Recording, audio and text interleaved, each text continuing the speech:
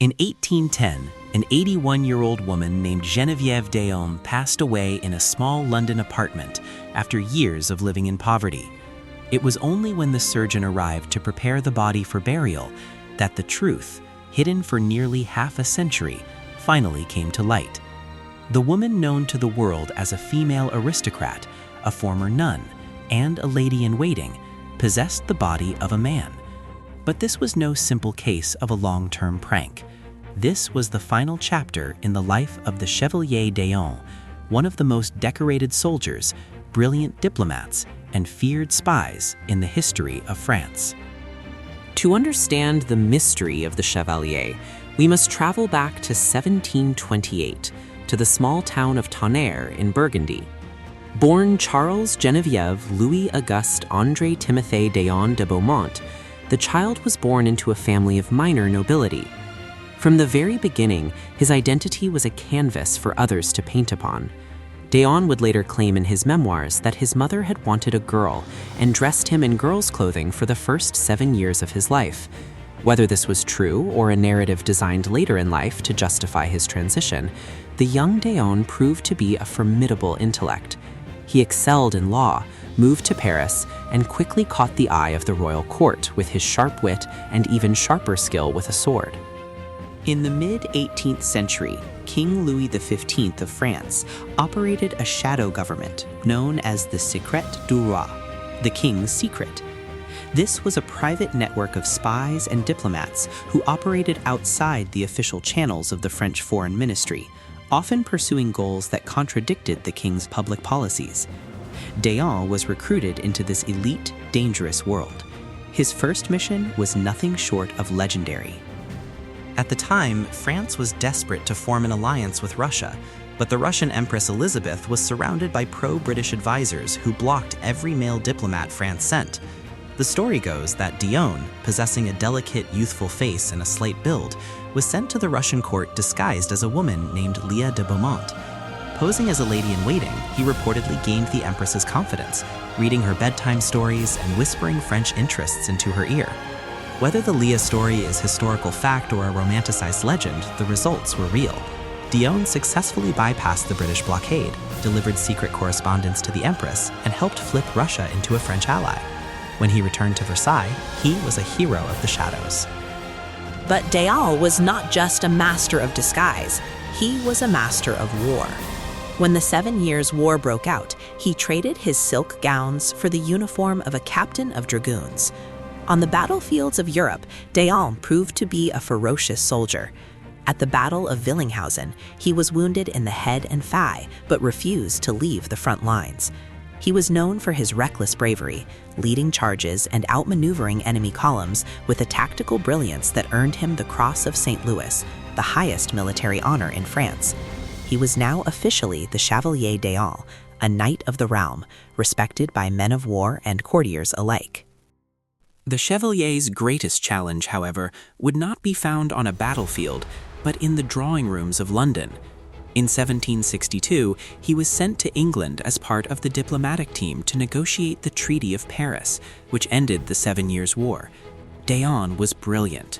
He charmed the British aristocracy, entertained the king, and managed to steal a look at confidential British documents that gave France an advantage at the negotiating table. He was rewarded with the position of interim ambassador to London. He was at the pinnacle of his career. But the fall was swift. A new official French ambassador, the Count de Guerchy, was appointed. Guerchy was a man of high birth but low talent, and d'Eon despised him. A bitter feud erupted. d'Eon refused to give up his position, claiming that Guerchy was incompetent, and had even tried to poison him at a dinner party. When the French government ordered d'Eon to return to Paris to face what would likely be imprisonment or worse, he did something unthinkable. He stayed in London, became a political exile, and effectively took the French king hostage. d'Eon possessed a chest full of secret correspondence between himself and Louis XV, documents that proved the king was spying on his own ministers and planning a secret invasion of England while publicly preaching peace. If D'Eon published these papers, it would mean war between Britain and France and the total humiliation of the French monarchy. For years, D'Eon lived in London as a rogue agent, protected by the very secrets he carried.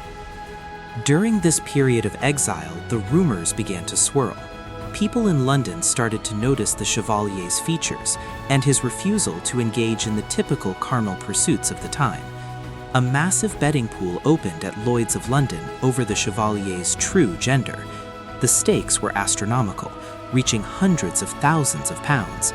D'Eon, ever the showman, played both sides. He refused to confirm or deny anything, even as people followed him in the streets, trying to catch a glimpse of a clue. By 1774, Louis XV was dead, and the new king, Louis XVI, wanted the D'Eon problem solved. He sent the famous playwright Pierre-Augustin Caron de Beaumarchais, the man who wrote The Marriage of Figaro, to London to negotiate with the Chevalier. The deal they struck was one of the strangest in diplomatic history. The French government would pay D'Eon's massive debts and allow him to return to France, but only on one condition. He had to admit he was a woman and live the rest of his life in female attire. To the surprise of the world, D'Eon agreed. He signed a formal declaration stating that he was, in fact, a woman who had been raised as a man to preserve a family inheritance. The French crown even provided him with a generous dowry and a wardrobe of fine dresses from the Queen's own dressmaker. In 1777, the Chevalier D'Eon returned to Versailles, not as a captain of dragoons, but as Mademoiselle D'Eon. The transition was jarring. D'Eon was a soldier who walked with a heavy stride and spoke with the authority of a commander. Now he was expected to navigate the intricate, restrictive world of 18th century womanhood. He complained about the corsets, the high heels, and the social expectations, yet he leaned into his new identity with a fierce dignity. When the American Revolution broke out, D'Eon begged the king to let him lead a regiment of women to fight alongside Lafayette. The king refused, telling him that a lady's place was in the home, not the trenches.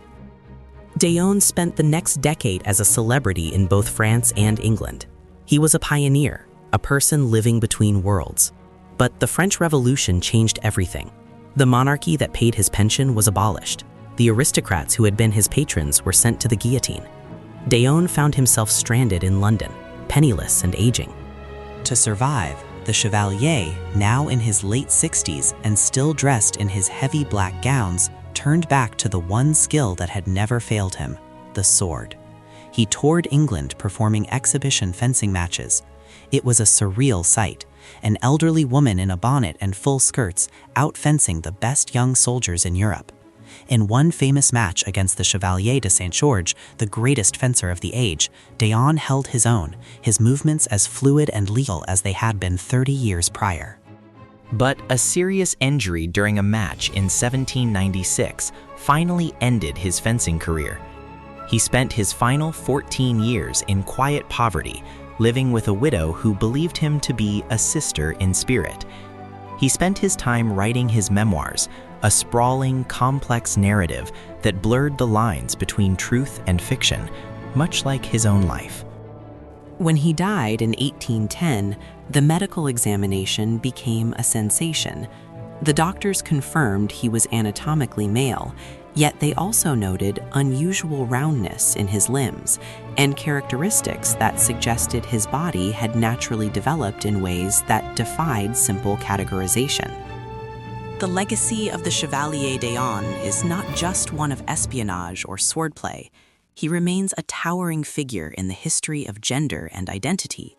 In the early 20th century, the term Eonism was coined to describe those whose gender expression didn't match their birth sex, long before our modern understanding of these concepts existed.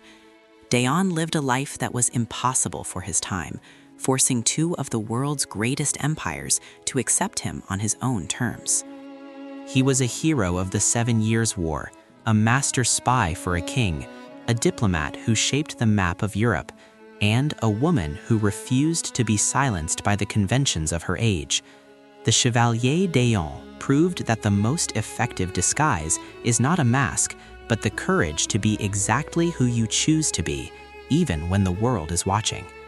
If you want to uncover more of history's greatest mysteries, subscribe now.